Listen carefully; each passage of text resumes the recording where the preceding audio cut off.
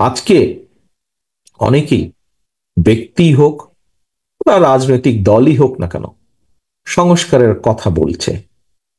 নির্বাচন পরে, সংস্কার আগে। আপনাদের সকলের কাছে আমি একটি প্রশ্ন রাখতে চাই।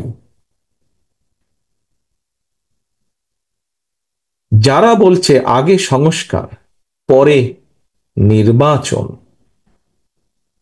তাদের ক্ষেত্রে আমরা কি দেখছি? মুখে বলছে পরে নির্বাচন, কিন্তু তারা তো গিয়ে ঠিকই যে বিভিন্ন জায়গায় আমরা দেখছি নিজেদের প্রার্থী তারা ডিক্লেয়ার করে বেড়াচ্ছে। কোথায়? বিএনপি তো এটি করছে না। বিএনপি তো এটি করছে না। কারণ কেন বিএনপি করছে না জানেন? বিএনপি এই কারণে করছে না, কারণ সংস্কার একটি চলমান প্রক্রিয়া।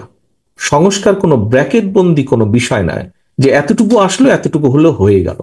সংস্কার একটি চলমান প্রক্রিয়া। যেহেতু আমরা বিশ্বাস করি, সেজন্যই আমরা বলি যে নির্বাচন এবং সংস্কার একটি চলমান প্রক্রিয়া। সংস্কার চলতে থাকবে, কিন্তু নির্বাচন হতে হবে নির্বাচনের সময় মতন। এবং সে কারণেই আমরা অনেককেই দেখছি বলছে মুখে আগে সংস্কার পরে নির্বাচন, কিন্তু বাস্তবে তারা ঠিক তার বিপরীত কাজটি করছে, যেটি বিএনপি কখনোই বলে না, বিএনপি করে না। বিএনপি তাই করে যা বিএনপি বলে, বিএনপি তাই বলে যা বিএনপি করে। প্রিয় সহকর্মীবৃন্দ, আমি একটু আগেই বলেছি বিএনপি কখন সংস্কারের প্রস্তাব দিয়েছে। বিএনপি তখনই সংস্কার প্রস্তাব দিয়েছে যখন বিএনপির দেশনেত্রী খালেদা জিয়া থেকে শুরু করে দলের মহাসচিব থেকে শুরু করে শত হাজারো নেতাকর্মী জেলে বন্দী, যখন বিএনপির লক্ষ লক্ষ নেতাকর্মী ঘর বাড়ি ছাড়া, গায়েবী মামলার জর্জরিত, তখন বিএনপি দিয়েছে। আজ আমরা অনেক মানুষের মুখে শুনতে পাই সংস্কারের কথা। আজকে দ্বিতীয় প্রশ্নটি আপনাদের কাছে। আজকে যারা সংস্কারের কথা বলছে, খুব জোর গলায় সংস্কারের কথা বলছে, তাদের কতজন ব্যক্তি সেই সময়ে স্বৈরাচার শেখ হাসিনার রক্ত চক্ষুকে উপেক্ষা করে সংস্কার করার কথা সাহস করে বলতে পেরেছিল?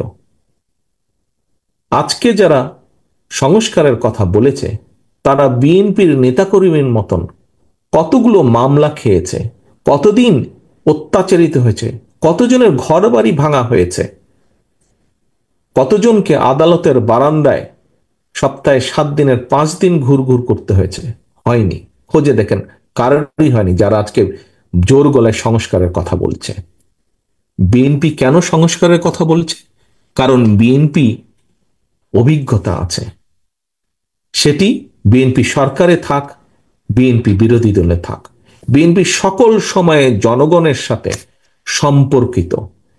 হতে পারে আমাদের বিভিন্ন সীমাবদ্ধতা আছে, কিন্তু আমরা সকল সময় চেষ্টা করি জনগণের সাথে থাকতে, জনগণকে সাথে রাখতে। সে কারণেই আমরা কষ্টের সময়, নির্যাতনের সময় আমরা সংস্কারের কথা বলেছি। কারণ আমাদের অভিজ্ঞতা দিয়ে, সবকিছু দিয়ে আমরা অনুধাবন করেছি, অনুভব করেছি যে এই দেশের মানুষের ভাগ্যের পরিবর্তন করতে হলে সংস্কারের প্রয়োজন আছে। ক্ষেত্র বিশেষে বিভিন্নভাবে সংস্কারের প্রয়োজন আছে। আর যারা শুধুমাত্র নিজেদের স্বার্থে রাজনীতি করে থাকে, দলীয় স্বার্থে হোক বা ব্যক্তি স্বার্থেই হোক রাজনীতি করে থাকে, তারাই মুখে একটা বলে, বাস্তবে কাজে তারা আরেকটা করে। মুখে বলে সংস্কারের কথা, সুসময়ে তারা সংস্কারের প্রস্তাব দেয়, কাজে তারা করে আরেকটা। প্রিয় সহকর্মীবৃন্দ, এটিই পার্থক্য অন্য রাজনৈতিক দলের সাথে বিএনপির। এখন আজকে আমরা প্রায় 4 ঘন্টা ধরে এখানে আলোচনা করেছি। আমরা আমাদের ফ্যামিলি কার্ড নিয়ে আলোচনা করেছি, আমরা আমাদের ফার্মার্স কার্ড নিয়ে আলোচনা করেছি, আমরা প্রাথমিক শিক্ষার ব্যাপারে কি করতে পারি, কি করব, আমরা আলোচনা করেছি। আমরা আলোচনা করেছি বাংলাদেশের পরিবেশ নিয়ে। এখানে একটি কথা আসেনি, আমি আপনাদের যারা পরিবেশ নিয়ে, বেশ কয়েকজন প্রশ্নদাতাকে আমি দেখেছি পরিবেশের ব্যাপারে আপনারা খুব আগ্রহ আছে। আমাদের পরিবেশের ব্যাপারে একটি পরিকল্পনা আছে, কতটুকু পর্ব সেটি সময়